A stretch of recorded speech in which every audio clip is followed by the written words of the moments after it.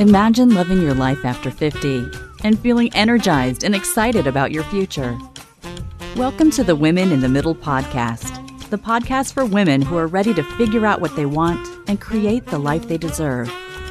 Here's your host and master certified life coach, Suzy Rosenstein.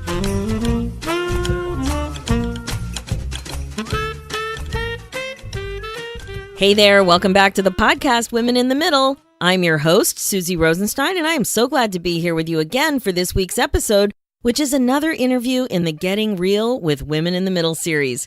I love finding amazing women to interview and introduce you to. This week, I didn't have to look that far because my guest today is one of my sisters.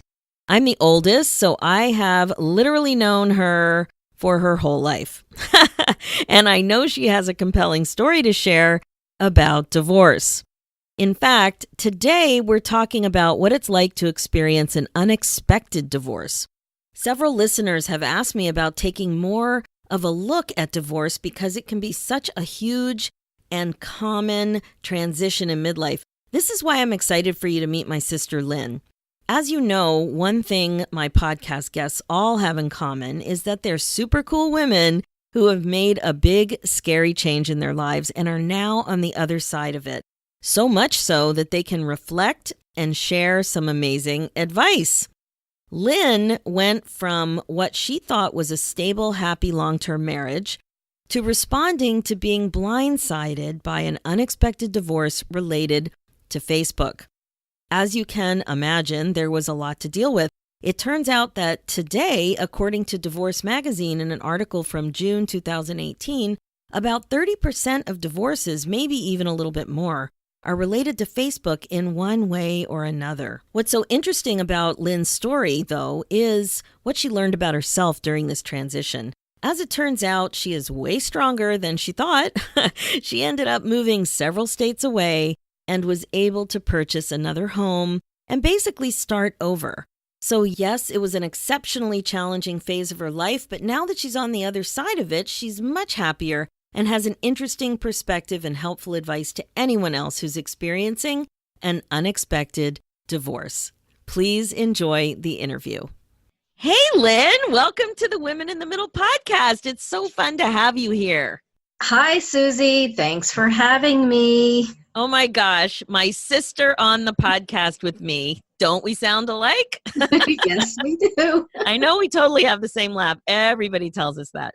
Well, I'm super excited to have you here because you have a very compelling story about what it's like to be surprised with an unexpected divorce. So basically, your situation in the nutshell was that you were blindsided by a Facebook fling, which led to a giant change in your life. Can you tell us a little bit about what was going on in your 40s that led up to that big change? Well, we were married for 23 years and everything was going great as far as I could tell. We were making more money and we were going on great vacations and living a nice life after a lot of years of things being tight.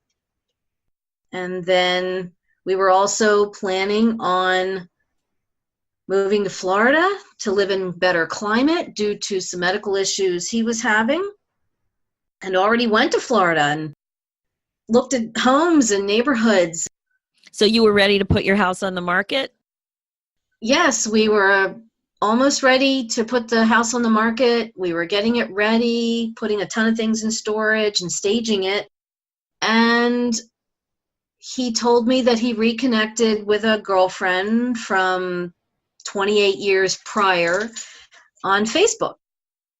I remember when that happened. And, at first you don't want to think anything of it because so many of us have connected with friends from our past. But I guess for some reason you felt it was a little different. But let me just back up for one sec. I just want to also comment on what your life was like at that time. I mean, you don't have kids. You have two dogs at the time. You had two dogs who were your kids. And it was such an exciting time thinking about leaving Pennsylvania, which is where you grew up, where we all grew up, and moving. It was a big move to go to Florida, and you guys were very excited about it. It would have been like a pre-retirement move.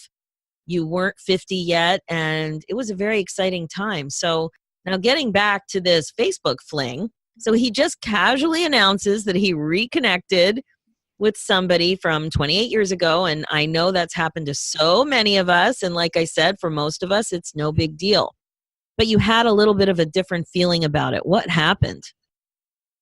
Well, in the beginning, I didn't think anything of it because we've all connected with old friends or boyfriends, girlfriends.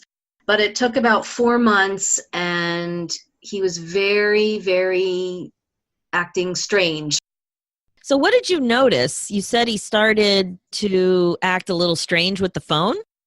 Yeah, he was real secretive with his phone, like it was surgically attached to his body. And we had shared a desktop computer, and I had full access to his Facebook page. So when he was done using the computer one day, I just decided to go in and open up his side and look at his chats. And I found the chat between him and her, and I was shocked.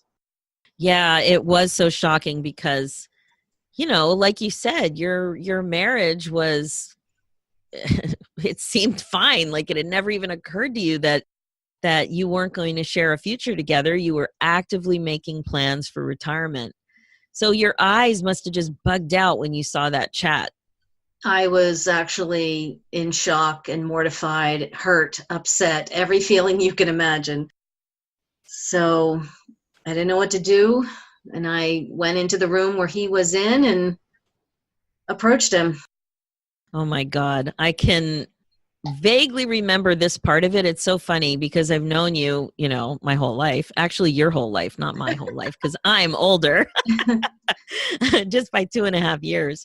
I remember so many parts of the story so clearly, but I don't remember this part of the story. So you approached him, and what did you say? I referred to the chat where he said he had to go back to his own slice of hell to me. So I said to him, I didn't realize you were so unhappy. Why are you so unhappy? Yikes. And he hit me with like 3 or 4 answers in a row, like rapid fire. I don't love you anymore. I love her. I'm not happy. I want a divorce. Oh my gosh. So that's a lot. That's a lot in a couple of minutes. Yes, it was. How could I not remember these details? Oh my God. We can laugh about it now, but it was brutal. So how many years ago was this part of the story? That was April of 2014. Okay, April of 2014. And you weren't quite 50 yet, correct? Correct. All right. So the shit basically hit the fan. And then what happened? So for the next 3 weeks, he would leave the master bedroom and stay in the spare bedroom and say that he was leaving me, and then come back to the master bedroom, say he was sorry and want to go to therapy. And it went up and down like this for 3 weeks. 3 weeks of hell. Lots of confusion, lots of stress, lots of unknown. Okay, so now we'll just basically go yada, yada, yada. And we're getting to the point now where there was a big, bold move, and he actually packed up the truck and left. So what was it like waiting for that moment? Because he told you what day he'd be leaving. He told me on a Tuesday that he was leaving on Saturday, and he rented a truck and packed it up within those 4 days and left for Florida to be with this woman. And that was it. Wow. So from start to finish, so first you had a little bit of a hint that things were not quite right when you noticed the weird behavior with the phone. And then how much time went between the weird behavior with the phone and him actually driving away? The 3 weeks. That's it. 3 weeks, 23 years of marriage, done. Done. It's really amazing. It's really amazing. So how would you describe what kinds of things you were thinking at that moment? What was going through your mind? It's just you now and 2 amazing dogs in the house that you've lived in for your whole marriage, pretty much, in his hometown where he grew up, where he went to high school, all of that. Yeah, I moved to this town because of him, about 45 minutes to an hour from my family. And so I didn't really have a lot of established friends there. I had some work friends, but I didn't really have a lot of close connection to this town. And so I was just trying to figure out, do I want to stay here? Can I afford to stay in this house with my income only? So I really had to think things through. And I did have two dogs, but also a cat, I think you forgot about. Oh, I did. I'm sorry. Yeah. So, with my income, could I afford to live in this house and afford the animals? And so I had some thinking to do. Yeah, it was a very, very stressful time. And you did have a lot of thinking to do because you didn't have 2 teeny tiny dogs. You had 2 medium-sized dogs. You had an aging cat. Now, the one thing is that you did have a job that where you were home-based, so you worked at home, and knowing that you had a job that was flexible and portable was really a godsend for this amount of turmoil in your life. Yeah, it really helped knowing that I could go anywhere I wanted because I have this job. I've been with the company 18 years. And so I didn't know what I was going to do and where I was going to go, but I knew that wherever I went, I would still have a job.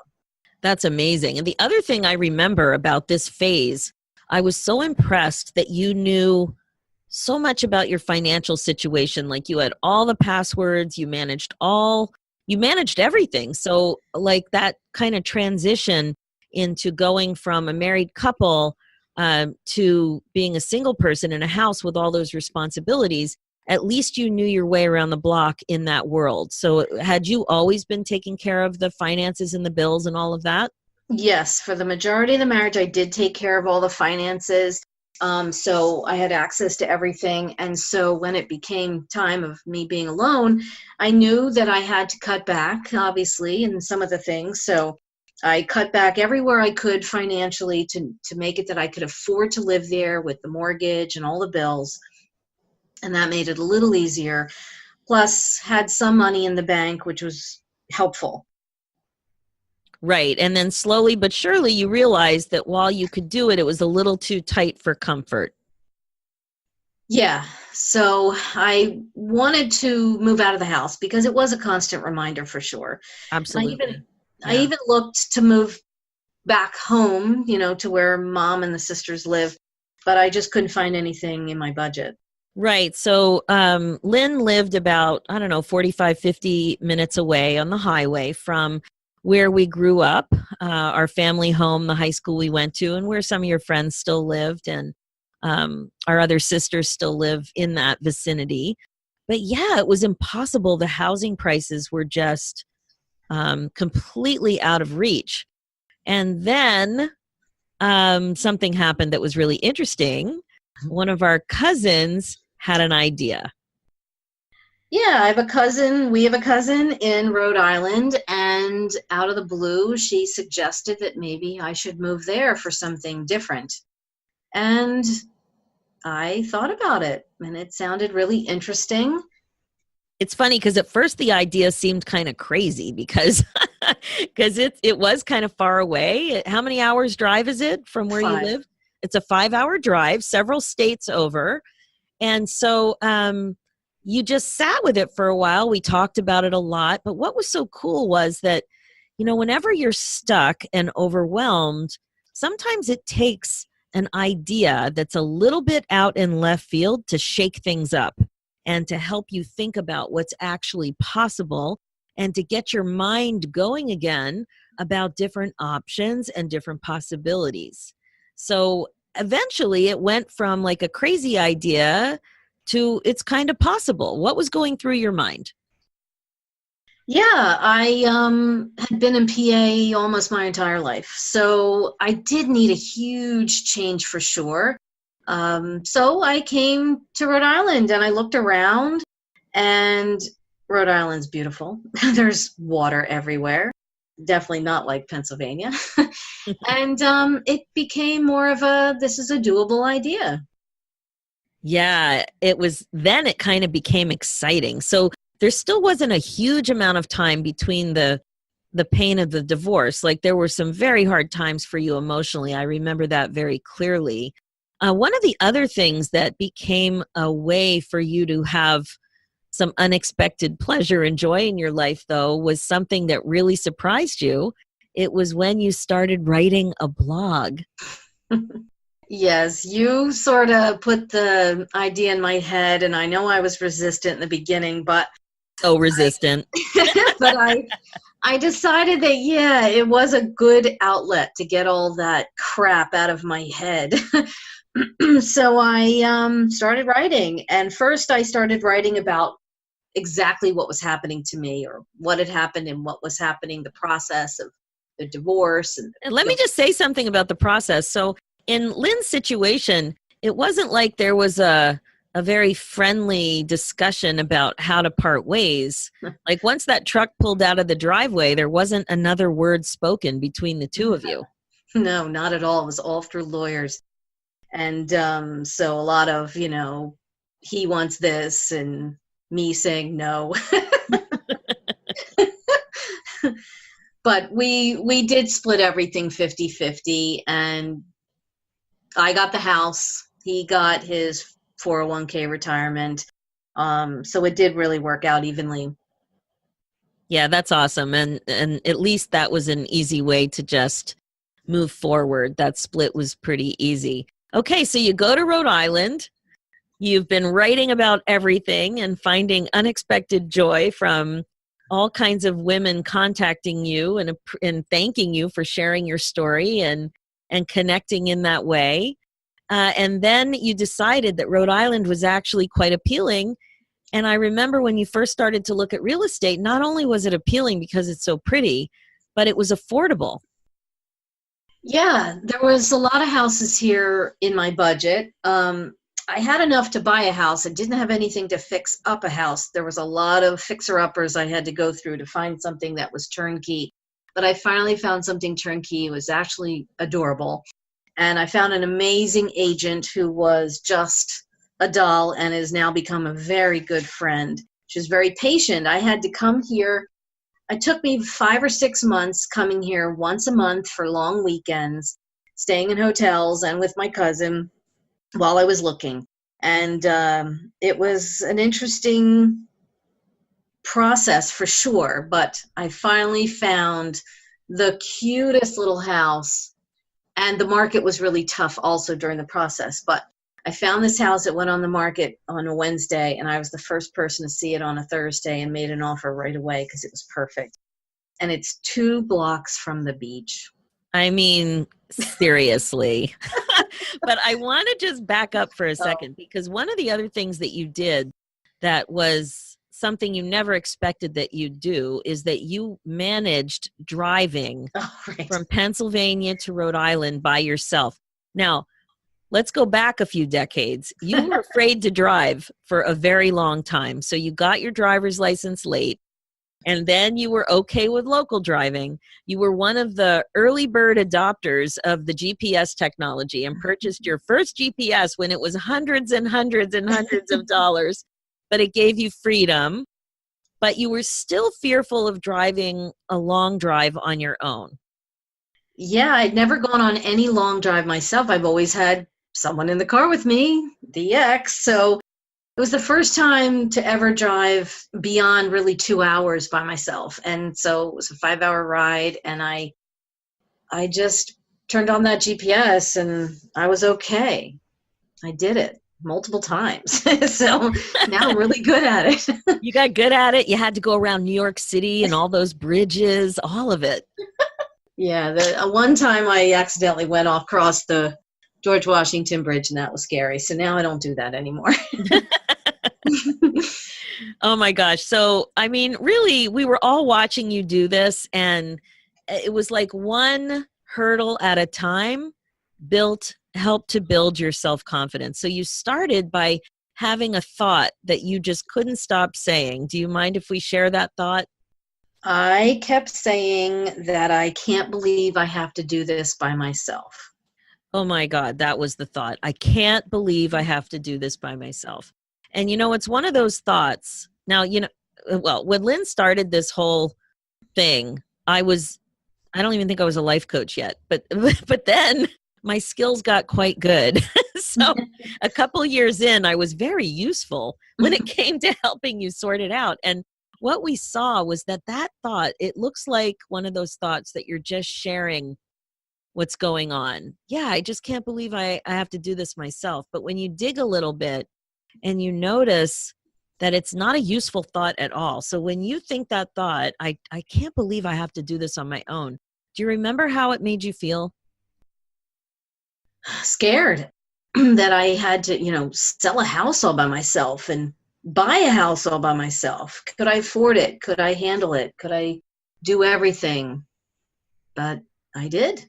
Exactly. So thinking that thought wasn't useful at all, and you were racking up all kinds of evidence that you could do things on your own. You could hire a lawyer. You could deal with a real estate agent. You could make a big giant decision about purchasing a property. You made all these decisions, and you ended up with the most adorable house, walkable from the beach, a place that you could afford, in a town where you actually had family. And I just want to point out a little bit about where you live.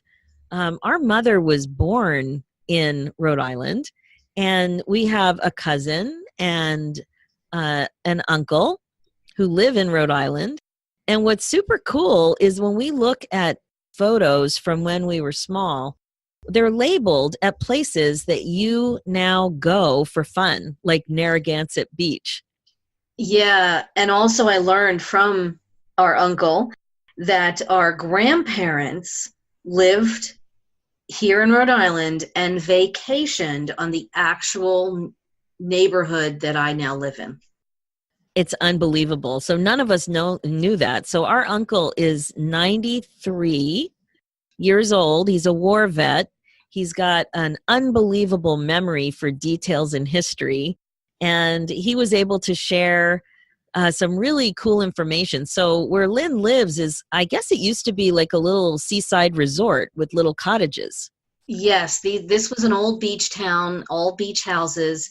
And my little house was built in 1915.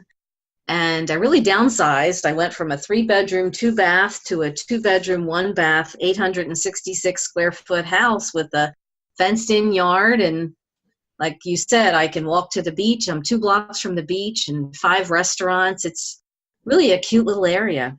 It's a totally cute little area. So you have a cute house, you have a portable job with a cute little office, I might add.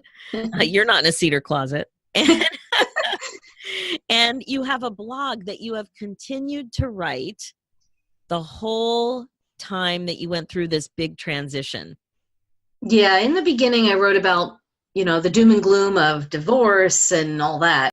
And about a year or so when it was final, then I started writing about what was happening, the good that was happening in my life. And it really turned around. And even the people that follow me were saying, wow, it's so exciting. We're very proud of you. So it's been a nice turn of events to write about something different than the sadness and the bad part of divorce. Yeah, that's really been fun to watch your blog grow, and you do have a little community there, so it's so cute. Now, the other thing I want to mention is you also were able to line up a really fun side gig. Yeah, everyone knows I love dogs. I love any kind of animal, but I love dogs, and I currently still have a 14-year-old Shepherd mix who we adopted as a baby, so I've had her all her life. And need a little extra side money. And I had called a pet sitting company to watch my dog one time. And I said, I can do this. So I applied for that same company. And now I have a dog sitting business in my home. since I work here full time, I have a fenced-in yard. I only take one little dog at a time, and it's been really great. I even now have some repeat business, which is awesome. It's so much fun. Your dog is so sweet. So she doesn't mind at all to have occasional visitors. The little dogs are lap dogs. Like, my family doesn't have a big history of small dogs. We have a big history of big dogs. As you guys know, my stories of my slobbery, messy boy, Nico the Noof. But none of us really had small dogs for most of our lives. So you now have these little visitors who like to sit on your lap most of the day when you're working away. Yeah, I chose to only watch little dogs because I do have, a medium to large dog myself, and I didn't want multiple large dogs in my house. So I take little dogs, and I only take one at a time, which my doggy parents love because that dog gets all the attention. So also, I think someday I do want a little dog. So now this is my way of sort of seeing what all these little breeds are like, and I can pick one someday. That's so fun. And the other thing is that you have a strong passion for photography, and you came up with a cool idea about that too. Yeah, so I do love photography, do it for fun. And so I've been taking pictures of the dogs, and I take my favorite one and print it and have it framed for when the owner comes back.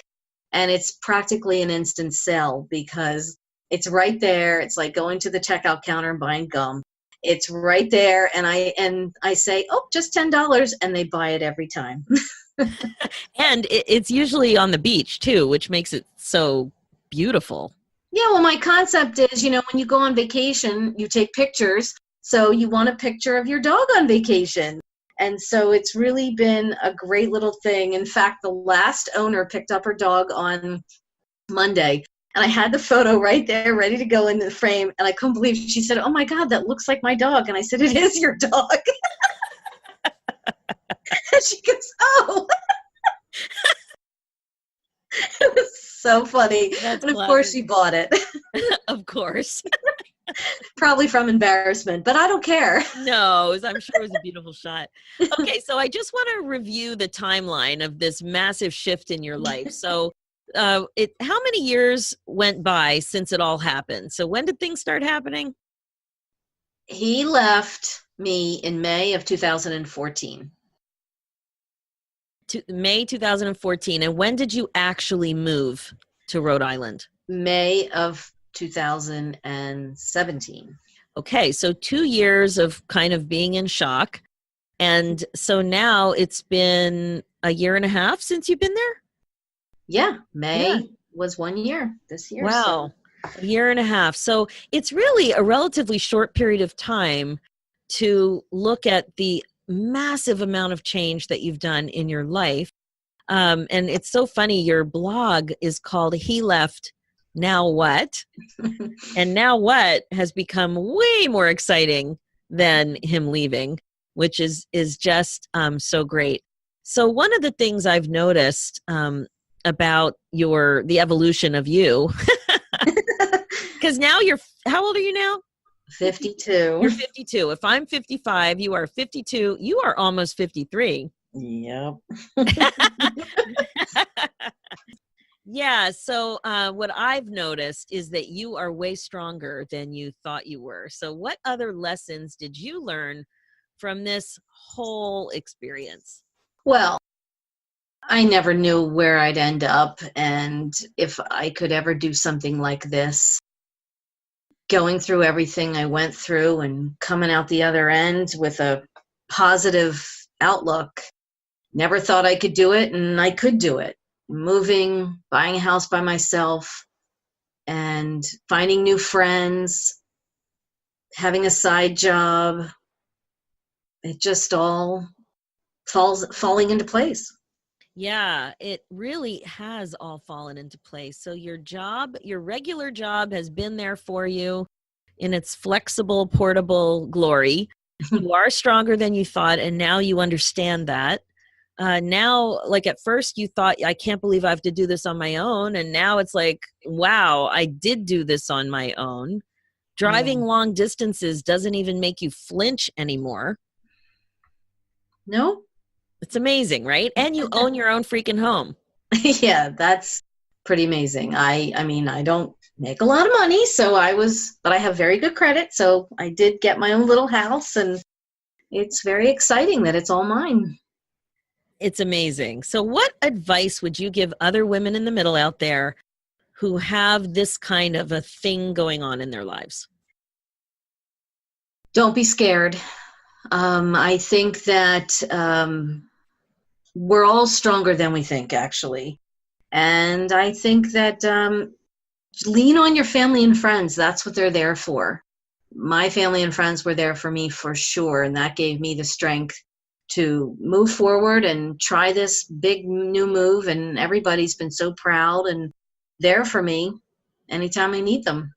Absolutely. And what would you say about writing? Because I can't even express how negative and resistant you were when I suggested it. Writing has been great. So even if you don't want to do a blog, write your own private journal, write a thought a day. Keep track of what you went through and the accomplishments that you did. Everything I did was exciting. I mean, coming here was huge. I still can't believe I did it. And then I lived near the beach, and I never even thought that was something important to me. But now it's like I'll never live anywhere else. Living at the beach it's like a cherry on top of a beautiful ice cream sundae. Like you walk by the beach every day. Your dog loves the beach. It's amazing. And that one thing that I talk to my clients about all the time is this idea that anything's possible. Would you have believed that 5 years ago? Things were so different then. But no, I really thought I was on a total different trajectory. And I love the new direction I went, but never expected to be here for sure. That's amazing. And I guess the final thing I wanted to say is another thing you never thought you'd have to do ever again would be get back into the dating world. And you've navigated successfully online dating. Well, you have to kiss a lot of frogs. But yeah, it turns out I had to move 3 states away to find a really, really great guy. It's amazing. So could you give a piece of advice to other women in the middle who are dealing with the dating apps? I get a lot of questions about this. Be so honest. Be as truthful as you can and say what you're looking for, like a bucket list or a checklist. And if something's really important to you, like politics was important to me.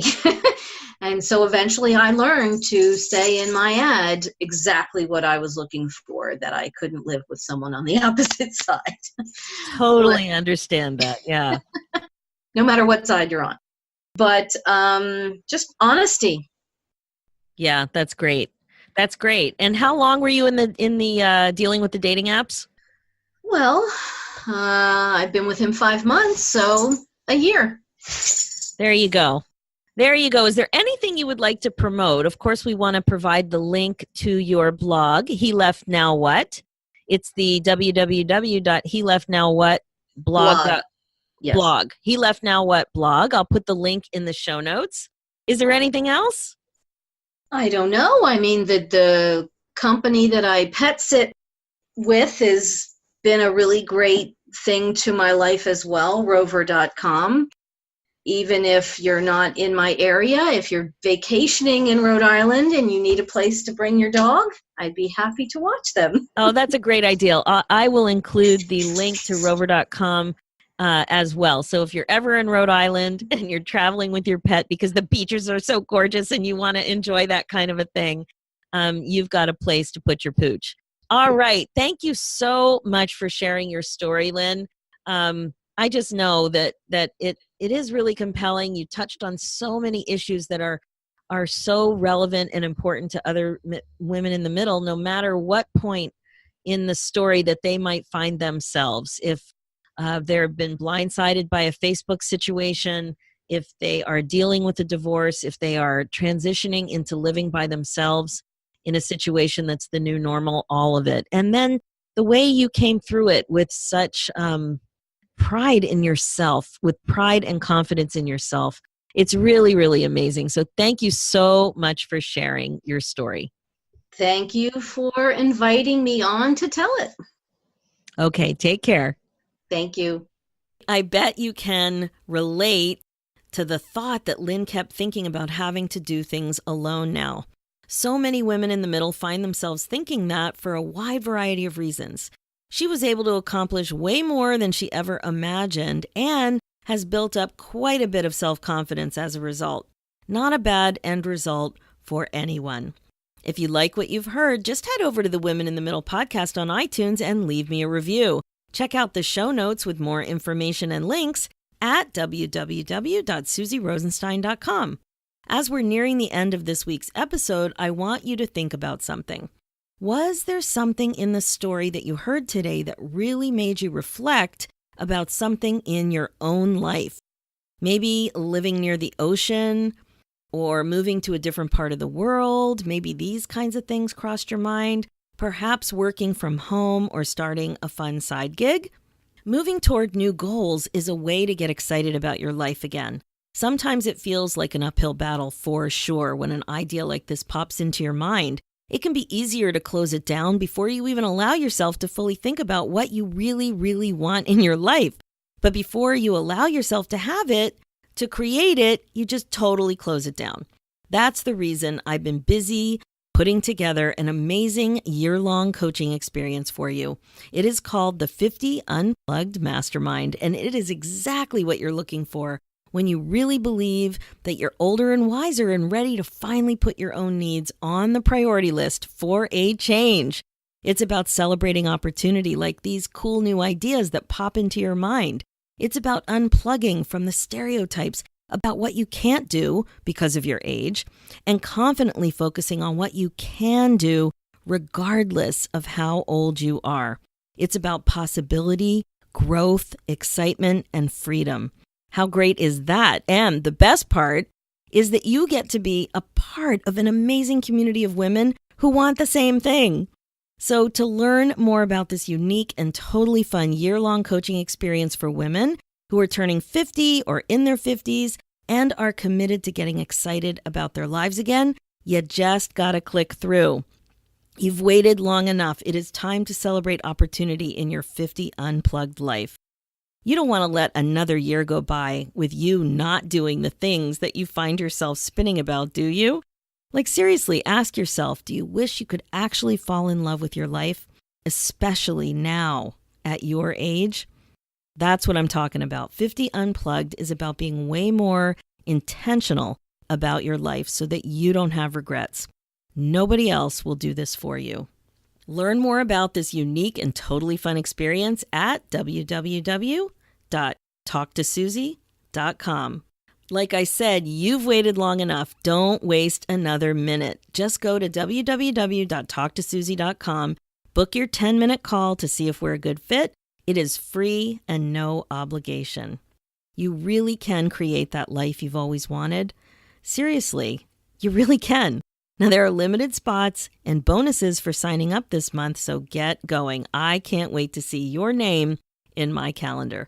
Let's do this, ladies, one amazing insight at a time. Thanks so much for listening.